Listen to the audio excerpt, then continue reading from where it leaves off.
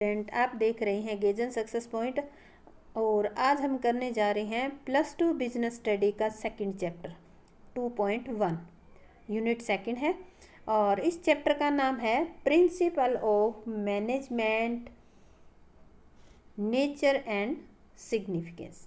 यानी कि जो मैनेजमेंट के प्रिंसिपल है वो इसमें स्टडी करेंगे। इन जो प्रिंसिपल्स है जो है उनका नेचर क्या है और उनकी सिग्निफिकेंस यानी कि इम्पोर्टेंस क्या है, इस चैप्टर में आज हम उसके बारे में स्टडी करेंगे। तो देखो, सबसे पहले इसके बारे में दे रखा है कि जो प्रबंध के सिद्धांत होते हैं वो सार्वभौमिक प्रकृति के होते हैं। ये सार्वभौमिक हर एक चैप्टर में आया हुआ है। सार्वभौमिक होने के कारण इसका सीधा सा ये पता चल जाता है कि ये हर तरह के संगठन में लागू होते हैं, चाहे वो प्रॉफिट ऑर्गेनाइजेशन हो चाहे वो नॉन प्रॉफिट ऑर्गेनाइजेशन हो, एवरी टाइप ऑफ ऑर्गेनाइजेशन। तो आज हम इसके अंदर करेंगे लर्निंग ऑब्जेक्टिव के अंदर जो हमारा मैनेजमेंट है। इस लेक्चर में हम उसका जो मीनिंग है वो कर लेंगे, कैसे कैसे हमारे जो प्रिंसिपल बने हैं उनकी नेचर क्या होती है और उनकी इम्पोर्टेंस। इस लेक्चर के अंदर हम ये चारों चीज़ें स्टडी करेंगे। तो सबसे पहले आता है हमारा principal of management. Principal of management होता है क्या है? देखो, आज का जो व्यवसाय है वो एक बहुत बड़ा रूप धारण करता जा रहा है, जिसके कारण से क्या है, दिन प्रतिदिन के काम जो होते हैं, डेली रूटीन के काम है, उनमें बहुत तरह की समस्याएं उत्पन्न हो गई है। और जो प्रबंधक है उसको इन इतनी सारी समस्याओं का सामना करना पड़ता है। अब देखो, समस्याओं का सामना करना और साथ के साथ बिजनेस को भी बहुत अच्छी ढंग से कुशलतापूर्वक और ठीक तरीके से चलाने के लिए उनको गाइडेंस की ज़रूरत होती है, यानी कि उनको मार्गदर्शन की ज़रूरत होती है। और मार्गदर्शन करेगा कौन? जो ये प्रिंसिपल है वही मार्गदर्शन का काम करते हैं, यानी कि जो प्रबंध के सिद्धांत है वही मार्गदर्शन का काम करते हैं। यानी कि हम इसको शॉर्ट में ये कह सकते हैं कि डे रूटीन में जो समस्याएं आती है उन समस्याओं का सामना करने और प्रबंध को कुशलतापूर्वक चलाने के लिए एक प्रबंधक को कुछ गाइडेंस की ज़रूरत होती है, और वो गाइडेंस होते हैं हमारे प्रिंसिपल ऑफ मैनेजमेंट यानी कि प्रबंध के सिद्धांत। G.R. टेरी ने इसकी एक परिभाषा दी है। उन्होंने कहा है कि सिद्धांत एक आधारभूत कथन है, सत्य है, यानी कि सत्य है जो विचार और कार्य का मार्गदर्शन करते हैं। विचार का मतलब है कि किसी भी काम के बारे में विचार करना, किसी भी निर्णय को लेने के बारे में विचार करना। कार्य यानी कि कोई भी हम काम करने जा रहे हैं उन यानी कि विचार और कार्य का मार्गदर्शन करते हैं, हमें रास्ता बताते हैं कि किसी काम को किस तरीके से कंप्लीट किया जा सकता है जिससे वेस्टेज कम हो और आपका प्रोडक्शन जो है मैक्सिमाइज हो, ज़्यादा से ज़्यादा हो।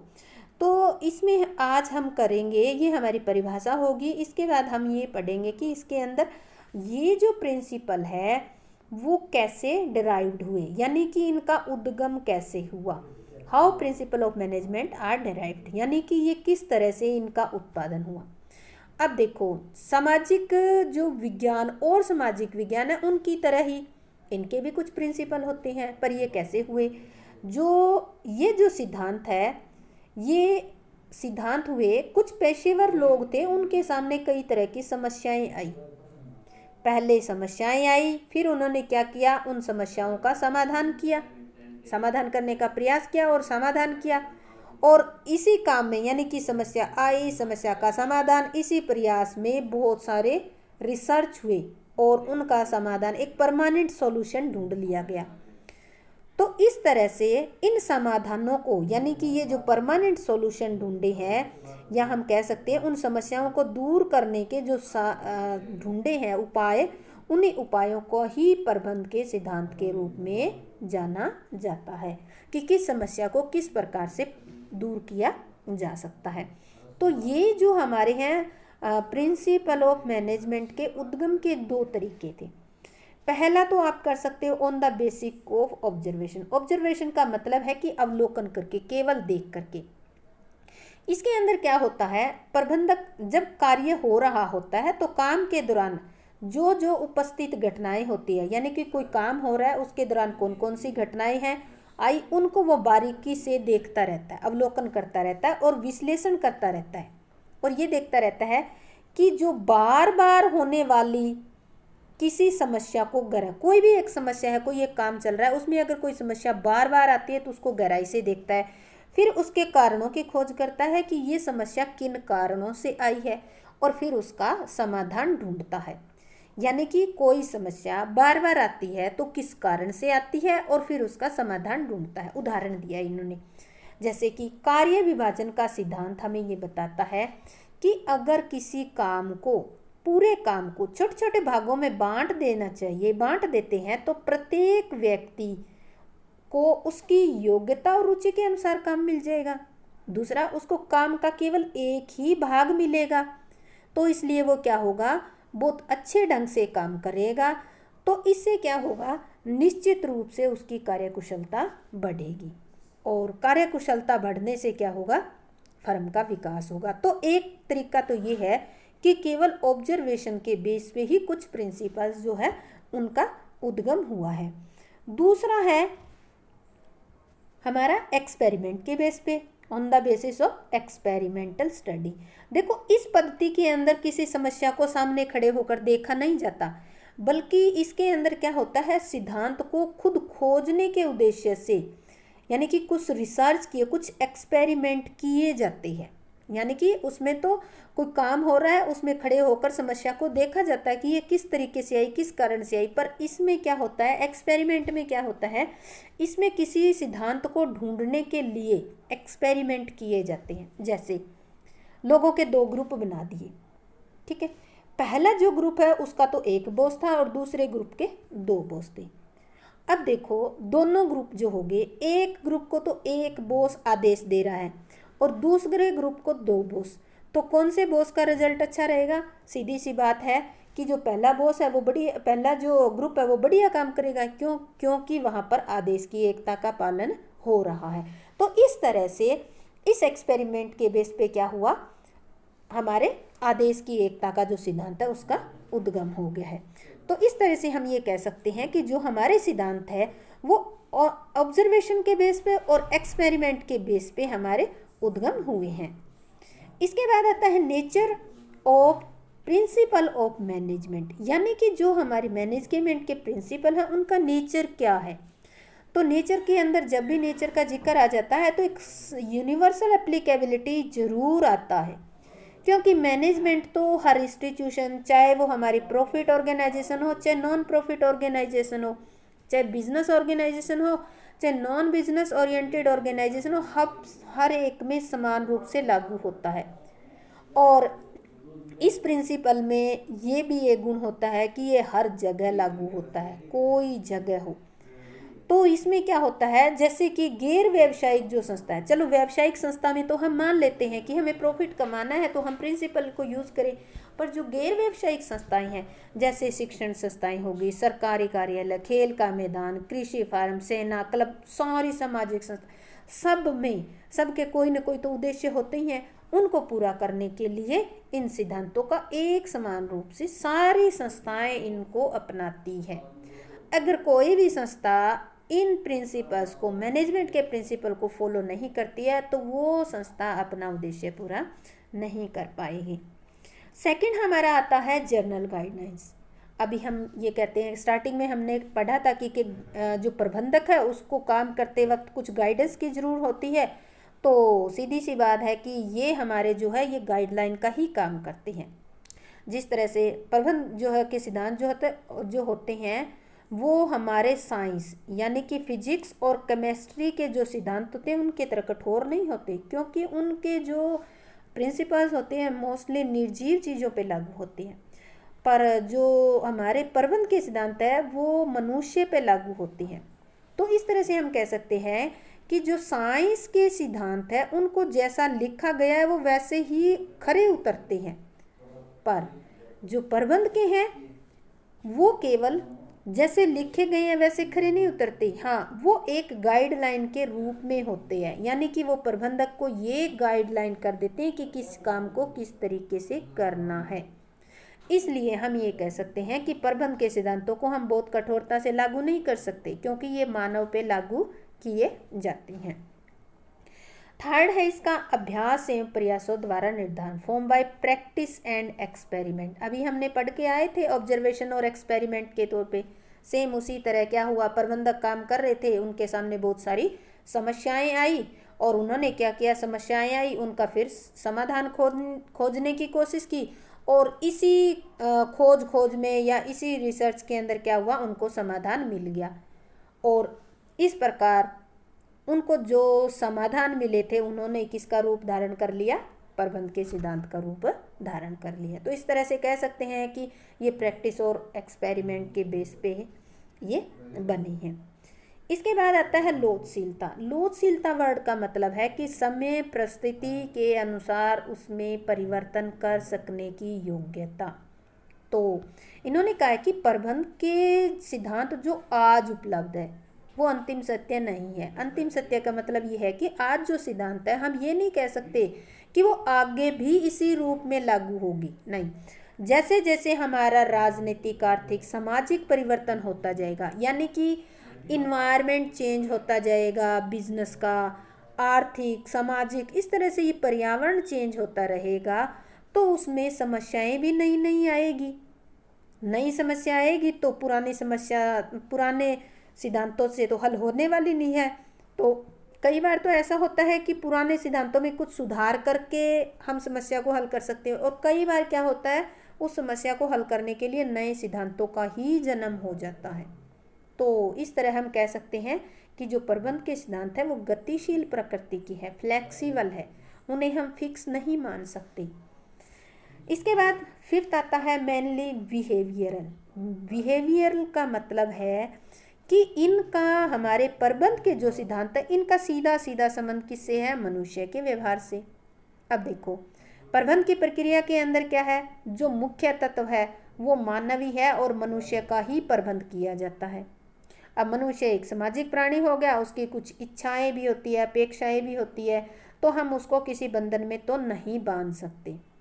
इसी कारण से प्रबंध के जो सिद्धांत है मानवीय व्यवहार से प्रभावित होते हैं और कई बार तो यही मानवीय प्रभाव जो होता है या व्यवहार जो होता है, जो हमारे सिद्धांत होते हैं उनमें रोड़ा बन जाते हैं, अवरोधक बन जाते हैं।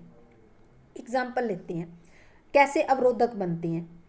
उदाहरण दिया हमने कार्य विभाजन के सिद्धांत का। कहते हैं कि कार्य का विभाजन कर दिया जाता तो कुशलता बढ़ जाती है, लेकिन क्या एक ही काम को बार बार करते रहने से व्यक्ति उबेगा नहीं, उबने लग जाएगा। उबने लग जाएगा तो क्या होगा, उसकी कार्य कुशलता बढ़ने की जगह कम हो जाएगी। तो इस तरह से ये एक अवरोधक भी बन जाता है। तो ये कहा जाता है कि जो हमारे प्रबंध के सिद्धांत है उनके उपयोग करने की भी एक सीमित प्रकृति है, यानी कि किसी भी एक सिद्धांत को आप सीमित तौर पर ही या सीमित ही उपयोग कर सकते हो। ये नहीं है कि एक को पकड़ लिया तो उसको फॉलो करते जाएंगे, उसी पे अप्लाई करते जाएंगे, ऐसा नहीं है। इसके बाद आता है हमारा कारण और परिणाम में संबंध, यानी कि relationship between cause and effect. अब ये तो देखो कारण परिणाम तो संबंध स्थापित करते ही हैं और ये स्पष्ट भी करते हैं कि यदि किसी विशेष परिस्थिति में एक कोई काम बहुत अच्छे ढंग से किया जा रहा है तो उसके पीछे परिणाम क्या होंगे। अगर एक काम अच्छा हो रहा है तो उसका परिणाम अच्छा ही होगा, सीधी सी बात है। या हम ये कह सकते हैं कि कैसा परिणाम होगा। एक एग्जाम्पल ले लेते हैं, कार्य विभाजन के सिद्धांत का ही लेते हैं। अगर पूरे काम को छोटे छोटे भागों में बांट दिया जाए और प्रत्येक काम जो है अगर व्यक्ति की रुचि और योग्यता के अनुसार दिया जाएगा तो निश्चित ही उसकी कार्यकुशलता में क्या होगी, वृद्धि होगी। देखो कार्य विभाजन का सिद्धांत जो है लागू करते वक्त प्रबंधक को ये ध्यान रखना चाहिए कि जिस व्यक्ति को जो काम दे रहे हैं वो उसकी रुचि और योग्यता के अनुसार ही दे, तभी वो सक्सेसफुल हो पाएगा, तभी एक कर्मचारी की कुशलता बढ़ेगी, अदरवाइज इसका उल्टा प्रभाव भी हो सकता है। तो यहाँ पर कारण प्रभाव, यहाँ जो काम का बंटवारा है उचित तरीके से बंटवारा किया वो तो हो गया हमारा कारण, और जब व्यक्ति की रुचि और योग्यता के अनुसार काम मिलेगा तो वो बहुत अच्छे ढंग से काम करेगा, तो इससे उसकी कार्यकुशलता में वृद्धि हो जाएगी। तो इस तरह से हम कह सकते हैं कि कारण और परिणाम में भी संबंध स्थापित करते हैं जो हमारे प्रबंध के सिद्धांत होते हैं। इसके बाद आता है कंटीजेंट। कंटीजेंट का मतलब है अनिश्चित, यानी कि प्रबंध के सिद्धांतों को हम निश्चित नहीं कह सकते कि हाँ एक बार अगर कोई प्रबंध का सिद्धांत हमने जान लिया है तो वो लागू होता रहेगा। इन पर जो परिस्थितियाँ होती है, जो सिचुएशन होती है बिजनेस की, उसका प्रभाव पड़ता है। और कई बार तो क्या होता है, इनको परिस्थितियों के अनुसार इन्हें लागू करने और न करने के बारे में भी निर्णय लिया जाता है कि फिलहाल परिस्थिति में इस निर्णय को लागू करें, इस सिद्धांत को लागू करें या ना करें। इस तरह का निर्णय लेने पर भी प्रबंधक को मजबूर होना पड़ता है। एग्जाम्पल लेते हैं वही कार्य विभाजन वाला। कार्य विभाजन के सिद्धांत के रूप में एक कर्मचारी को कुल काम का एक विशेष हिस्सा बार बार सौंपना चाहिए, यही बनता है, क्योंकि जब कार्य विभाजन कर रहे हैं तो काम का एक हिस्सा ही उसको बार बार देना चाहिए ताकि उसकी कुशलता में वृद्धि होगी। लेकिन अगर वही व्यक्ति लगातार या बार बार एक ही काम को करेगा तो वो ऊब जाएगा, उससे तंग आ जाएगा। अगर वो तंग आ गया उससे या ऊब जाएगा तो क्या होगा, आप जो लाभ प्राप्त करना चाहते हैं वो लाभ प्राप्त नहीं होगी। उस समय परिवर्तन की आवश्यकता महसूस होगी, यानी कि परिवर्तन करना पड़ेगा। तो ये थे हमारे इसके नेचर। अब आते हैं significance of principal of management, यानी कि जो प्रबंध के सिद्धांत हैं उनका सिग्निफिकेंस, महत्व क्या है। अब देखो महत्व के बारे में सबसे पहले हम पढ़ते हैं कि provide useful insight to manager. अभी देखो ये क्या करते हैं, ज्ञान उपलब्ध करवाते हैं, इंसाइट टू मैनेजमेंट। तो यानी कि जब हमने ये मान लिया था कि ये एज ए गाइडलाइन के तौर पर है, गाइड करते हैं, तो प्रबंध का तो सारा ही काम उस पर ही डिपेंड करता है। तो इन्होंने कहा है कि प्रबंध के सिद्धांतों का विकास बहुत सारे पेशेवर लोग थे जो उन्होंने अपने अनुभव के आधार पर किया है। बहुत सारे जो पेशेवर प्रबंधक थे उन्होंने क्या किया, जो भी समस्याएं आई उनमें बार बार उसको अप्लाई करके और बाद में इसको जर्नलाइज किया है कि हाँ ये सिद्धांत है और इस सिद्धांत से ये समस्या दूर हो सकती है। तो ये सिद्धांत एक प्रबंधक को हमेशा ये बताते हैं कि भिन्न भिन्न परिस्थितियों में आपको कैसे काम करना है ताकि पूर्ववर्ती प्रबंधकों द्वारा, यानी कि जो पहले के प्रबंधकों ने गलतियां की है वो दोबारा ना हो। तो इसी प्रकार ठीक समय पर अगर मार्गदर्शन हो जाता है तो संसाधनों के अपव्यय में कमी हो जाती है, यानी कि संसाधनों का वेस्टेज रुक जाता है या कम हो जाता है और जो परिणाम होते हैं वो मिनिमम कॉस्ट पे आपको मिल जाते हैं। तो देखो अगर परिणाम वेस्टेज कम हो जाए और परिणाम जो है मिनिमम कॉस्ट पे मिल जाए इनके गाइडलाइन की वजह से या इसकी नॉलेज की वजह से, तो इससे ज़्यादा और क्या महत्व हो सकता है। सेकंड हमारा आता है, इसमें इसका एग्जाम्पल हमने किया वो ये है। इस सेकंड आता है हमारा optimum utilization of resources and effective administration. Optimum utilization of resources. अब देखो कोई भी संगठन होता है, उस संगठन के अंदर दो तरह के संसाधन होते हैं, एक तो भौतिक होते हैं, माल मशीन मानव धन, ये दूसरा होता है मानवीय संसाधन। मानवीय संसाधन में हम मानव शक्ति को ही लेते हैं। अब हम निश्चित रूप से कह सकते हैं कि प्रबंध का काम जो है कुछ और नहीं है बल्कि संसाधनों के अपव्यय को, यानी कि इनके वेस्टेज को रोकना और उनका अनुकूलतम उपयोग करना ही है। और ऐसा कब संभव होगा, ऐसा केवल तभी संभव होगा जब एक प्रबंधक के सिद्धांतों को व्यवहार में लाए हैं, यानी कि जब एक प्रबंध के सिद्धांतों को व्यवहार में लाए, यानी कि आप जो संसाधन है उनका मैक्सिमम यूटिलाइजेशन तभी कर सकते हैं जब प्रबंध के सिद्धांतों का प्रयोग करते हो। उदाहरण लेते हैं आदेश की एकता, एक एग्जांपल लेते हैं, एक सिद्धांत है, ठीक है। एक समय पर अगर एक ही बॉस होगा कर्मचारियों का, तो एक से अधिक बॉस होने पर वह ठीक से मान लेते हैं एक समय पर कर्मचारियों का एक ही बॉस है तो वो बहुत अच्छे ढंग से काम करेंगे, और अगर एक से अधिक बॉस होंगे तो क्या होगा, वो काम नहीं कर पाएंगे। तो एक से अधिक बॉस होने पर वह ठीक से काम नहीं कर पाएगा। इससे क्या होगा, ज़्यादा बॉस होंगे तो मानव शक्ति का हनन होना शुरू हो जाएगा, यानी कि जो कर्मचारी है वो समझ ही नहीं पाएंगे कि हम किस बॉस का ऑर्डर जो माने किसका ना माने। तो इस तरह से अगर ज़्यादा बॉस होंगे तो हमारा जो रिसोर्सेज है उसका यूटिलाइजेशन नहीं होगा, मिसयूज होगा। इसलिए अगर संसाधनों का आपको मैक्सिमम या प्रॉपर या ऑप्टिमम यूटिलाइजेशन करना है तो इस सिद्धांत के अकॉर्डिंग एक जो ग्रुप ऑफ एम्प्लॉय है उसका केवल एक ही बॉस होना चाहिए। ये दूसरा एग्जाम्पल है अथॉरिटी और रिस्पॉन्सिबिलिटी का, ये ज़रूरत नहीं है, यहाँ तक ही कर लेते हैं इसमें, यह इस पॉइंट तक बहुत है ये पॉइंट। इसके बाद आता है हमारा साइंटिफिक डिसीजन। साइंटिफिक डिसीजन का मतलब होता है संतुलित निर्णय लेना, यानी कि संतुलित निर्णय। प्रबंध के सिद्धांत जो है प्रबंधकों को ट्रेनिंग भी देते हैं, ट्रेंड करते हैं ताकि वो क्या करें, संतुलित निर्णय ले। प्रबंध के सिद्धांतों के अभाव में क्या होता है, मान लेते हैं प्रबंध के सिद्धांत नहीं है तो जो प्रबंधक वो क्या करेंगे, ट्रायल एंड एरर मेथड अपनाएंगे। इस ट्रायल एंड एरर मेथड के अकॉर्डिंग वो क्या करेंगे, पहले कोई काम करके देखेंगे, फिर गलती होने पर दोबारा दूसरे तरीके से करेंगे। इस प्रकार जब से वो गलती सुधर नहीं जाती है तब तक बार बार यूज़ करते जाएंगे। तो ये पद्धति तो बहुत खतरनाक साबित हो गई, यानी कि उपयुक्त नहीं है। तो प्रबंधकों को जानकारी देकर, जो सिद्धांत है प्रबंधक के सिद्धांत है वो प्रबंधकों को जानकारी देकर ट्रेनिंग भी देते हैं कि आपको वैज्ञानिक निर्णय कैसे लेना है। एग्जाम्पल लेते हैं, अधिकार एंड उत्तरदायित्व, अथॉरिटी एंड रिस्पॉन्सिबिलिटी एक प्रबंध का सिद्धांत है। वो ये बताता है कि जो भी किसी बॉस के नीचे कोई अधिकारी है तो अधीनस्थ को कोई जिम्मेवारी अगर सौंपी जाती है तो उस जिम्मेवारी या उस काम को पूरा करने के लिए उसको पर्याप्त अधिकार भी सौंपे जाने चाहिए। क्योंकि अगर कोई काम सौंपा है तो उसको काम करने के अधिकार सौंपोगे तभी वो काम पूरा हो पाएगा। और ऐसा होने पर ही अधीनस्थ आवश्यकता पड़ने पर वैज्ञानिक निर्णय ले सकता है, संतुलित निर्णय। यानी कि काम मिल गया, काम को पूरा करने के लिए अधिकार मिल गए तो अपने काम के बारे में वो जब चाहे डिसीजन जो लेने की ज़रूरत है वो ले सकता है। तो इसको कहते हैं संतुलित निर्णय या साइंटिफिक डिसीजन। फोर्थ इसका आता है कि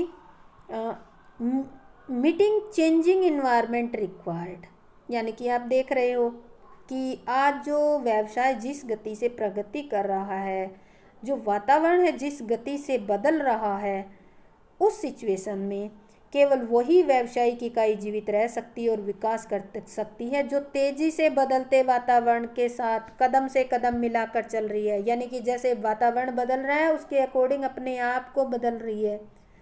क्या क्या चेंजिंग आ रहे हैं, जैसे उत्पादन विभाग में रोज़ नई नई उत्पादन की तकनीकी आ रही हैं, विपणन में आ रही हैं। तो दिन प्रतिदिन अगर डेली देखें तो रोज़ एक नई तकनीकी प्रवेश कर जाती है। जो प्रबंधक इस सिचुएशन को, इस परिवर्तन को भांप लेता है, टाइम से ही जज कर लेता है कि क्या नई तकनीकी आने वाली है, उसको हमें लेना चाहिए, या कौन सी समस्या आने वाली है उससे कैसे बचाव किया जा सकते हैं। अगर इस तरह से भांप लेता है तो वही आजकल की इस गला काट प्रतियोगिता में कामयाब हो सकता है। और ये कैसे होगा, प्रबंध के सिद्धांत जो है प्रबंधकों को इस चुनौती का सामना करने के योग्य भी बनाएगी। मान लेते हैं, एक एग्जाम्पल लेते हैं, निर्देश की एकता का लिया हमने। निर्देश की एकता होती क्या है, एक जैसे उद्देश्य वाली सभी क्रियाएं एक प्रबंधक के निर्देशन में होनी चाहिए। यानी कि एक जैसे कार्य कर रही है, एक जैसे निर्देश जिसमें दिए जाते हैं वो एक्टिविटी एक प्रबंधक के अंदर होनी चाहिए। ऐसा करने पर क्या होगा, प्रबंध अपने अधीन जितनी भी क्रियाएं हो रही है या उन सीमित क्रियाओं में जो परिवर्तन आ रहा है तो उसको जानकारी हो जाएगी। अगर जानकारी हो जाएगी तो वो तुरंत उन पर कोई एक्शन ले सकता है। तो एक ही प्रबंध के अधीन भिन्न भिन्न उद्देश्यों वाली अगर क्रियाएं होगी तो वो किसी भी क्रिया के बारे में या किसी भी क्रिया में कोई परिवर्तन हो रहा है तो उसको पता ही नहीं चलेगा। क्योंकि एक क्रिया है तो उसको वो इजीली जज कर सकता है। अगर बहुत सारी क्रियाएं हैं तो वो एक को जज कर ले, दो को कर ले, हो सकता है तीसरी में कोई गड़बड़ हो। तो इस तरह से जो है वो को ढंग से पालन नहीं कर पाएगा और संस्था अपना उद्देश्य अचीव नहीं कर पाएगी। तो कैसा होना चाहिए, एक जैसे उद्देश्य वाली क्रियाएं एक ही प्रबंधक के निर्देशन में पूरी होनी चाहिए। फिफ्थ आता है फुलफिल सोशल रिस्पॉन्सिबिलिटी। अब देखो, प्रबंध के जो सिद्धांत है वो प्रबंधकों की कुशलता में वृद्धि करके उनके जो सामाजिक दायित्व होते हैं उनको पूरा करने में भी मदद करते हैं। क्योंकि जो अधिक कुशल प्रबंधक होते हैं वो क्या करते हैं, बहुत अच्छी किस्म की वस्तुएं बनाते हैं और उचित दामों पर और हर समय समाज को अवेलेबल करवा देते हैं।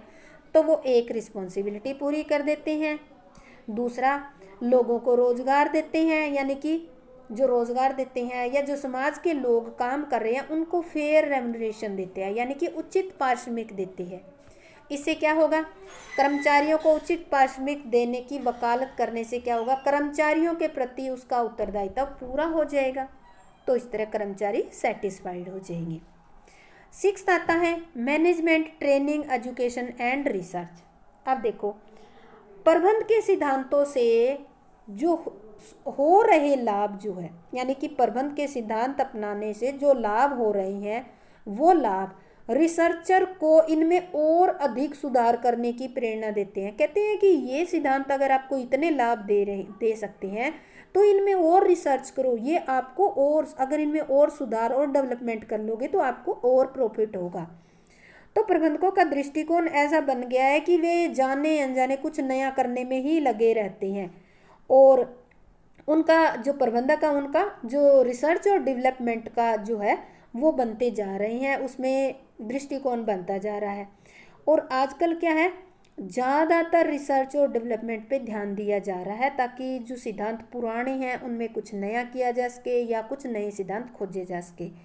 इससे क्या होगा, प्रबंधकीय ज्ञान और मजबूत हो जाएगा और वैज्ञानिक हो जाएगा और प्रबंध के सिद्धांतों के सैद्धांतिक और व्यवहारिक ज्ञान में भी वृद्धि होगी। इससे क्या होगा, शिक्षण और प्रशिक्षण भी उपलब्ध करवा रहे हैं इसके लिए। तो एक एग्जाम्पल लेके करते हैं। जैसे प्रबंध के सिद्धांतों के फलस्वरूप प्रबंधकों के दृष्टिकोण में आए परिवर्तन का लाभ उठाने के लिए आजकल कुछ बड़ी बड़ी कंपनियों ने तो रिसर्च एंड डेवलपमेंट का एक अलग डिपार्टमेंट ही स्थापित कर दिया। उस डिपार्टमेंट का काम केवल ये होता है कि वो नई नई टेक्निक, चाहे वो प्रोडक्ट की हो, चाहे वो प्रोडक्शन के मेथड की हो, चाहे वो मार्केटिंग की हो, रोज़ नई नई टेक्निक पे वो रिसर्च करते रहते हैं ताकि जो भी नई टेक्निक आएगी उसको अप्लाई करके ज़्यादा से ज़्यादा प्रॉफिट कमाया जा सके और कंपटीशन में आगे निकला जा सके। तो इस तरह से आज हमने इसके कुछ फीचर्स और इम्पोर्टेंस किए मैनेजमेंट ऑफ प्रिंसिपल के। स्टूडेंट, अगर आपको ये पसंद आया है तो प्लीज़ शेयर, लाइक और सब्सक्राइब जरूर करें। जय हिंद, जय भारत।